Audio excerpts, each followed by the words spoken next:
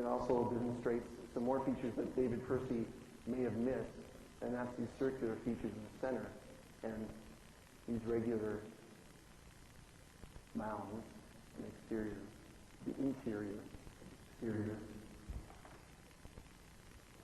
If you were to reconstruct the Avery Circle, before it was destroyed in 1784 by locals who decided they'd use it as a quarry, by building fires around these stones and then pouring water on them to break them down, you would have seen the same features.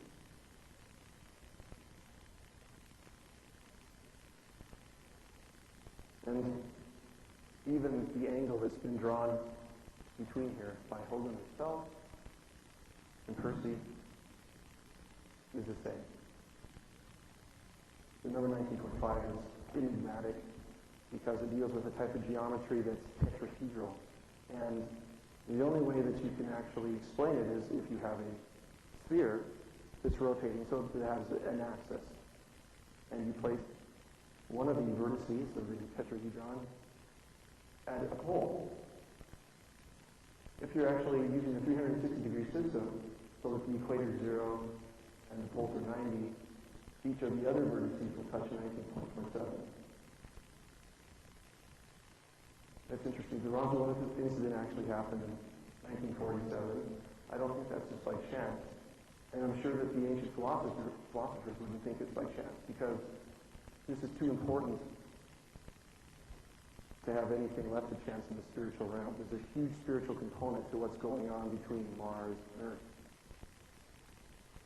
19.47, I think, actually demonstrates a conduit between two dimensions, a conduit between the spiritual and the material, and also the temporal.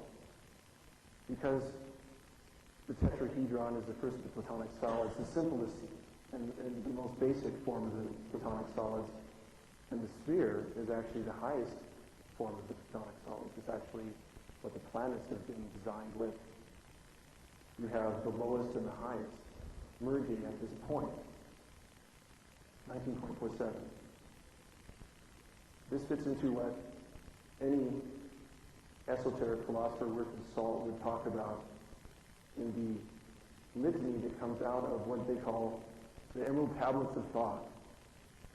This is a legendary writing that was supposedly created before the deluge, before the flood. And it's been in extant for at least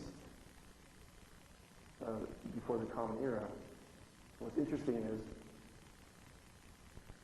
it's been translated by people like Newton and Albert Magnus and Manly P. Hall and people who would consider themselves a cult adept. And I had never run into it until I actually started researching what some of the esoteric, what is called Hermetic lore was. Interesting thing about the Emerald Tablets of Thought is it does exist. It's only one page of information.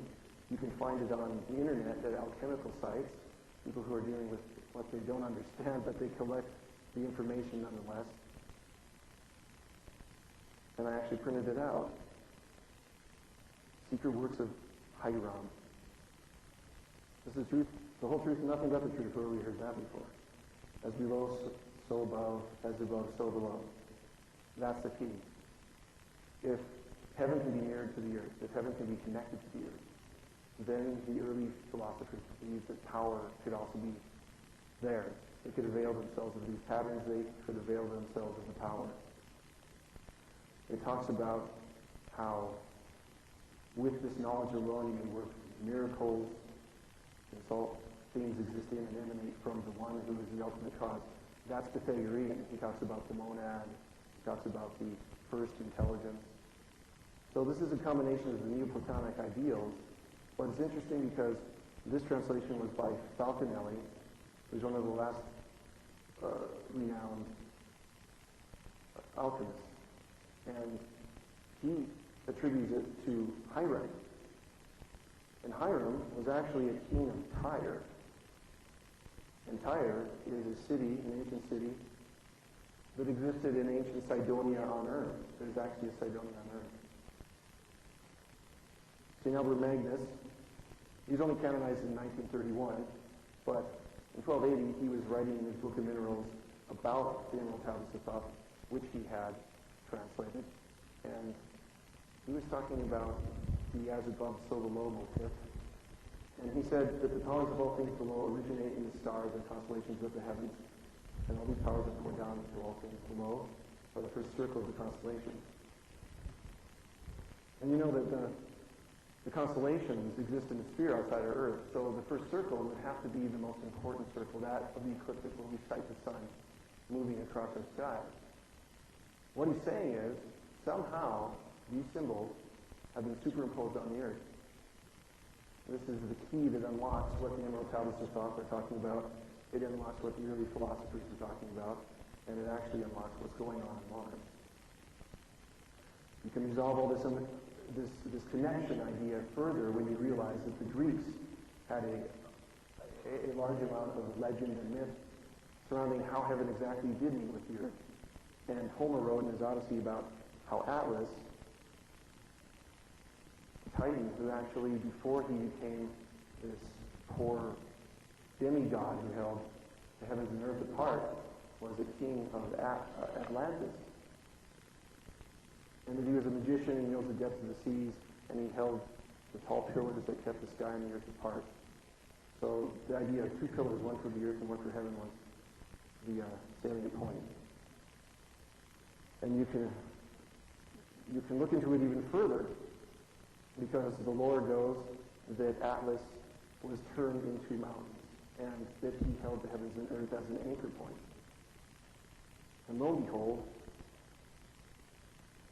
our own prime meridian runs through the Atlas Mountains in what was called ancient Lydia.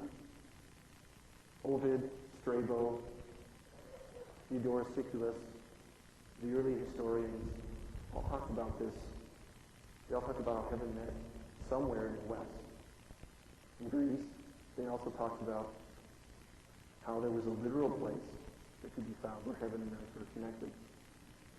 This is strange because this seems to be a modern convention to establish where the prime meridian was in 1884 at the Prime Meridian Conference in Washington. Having it going right over the Atlas Mountains is kind of astounding because it fits perfectly into the mythology about where heaven and earth connected. But there's other strange things too. Right here is the country of Mali, and that's the home of the Dogon tribe, the ones that the missionaries were established to learn had worshipped Sirius for hundreds of years and had a religion around the period of an orbital, a dwarf star that orbited the main star, Sirius, and they talked about how its orbit took, I think it's 40 years, maybe less than that, but they had the period of orbit worked out, and they had the period of its obliquity figured out. They also knew that there was a star to begin with, which hadn't been imaged until like 20 years later. So, correctly, this is Atlas holding the pillars of heaven and earth, standing at the Atlas Mountain on the prime meridian. And if you look at the zodiac, the first circle of the constellations that Albert Magnus was talking about, you actually can find some pillars. All these glyphs are shorthand representations of the 12 signs of the zodiac. And this is Gemini.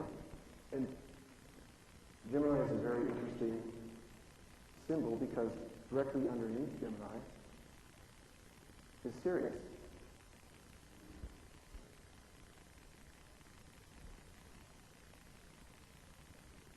So this actually resolves somewhat why in Mali the Dogon tribe would have some sort of obsession with this idea that Sirius and beings from Sirius came to the earth, because it fits right into the cosmology and the mythology and the theurgy of the ancients. This would be how Atlas holds the heavens to the earth. This is how it's oriented then, according to the esoteric law, the esoteric hermetic concept that we haven't thought about for thousands of years. It's been understood in the highest illuminated echelons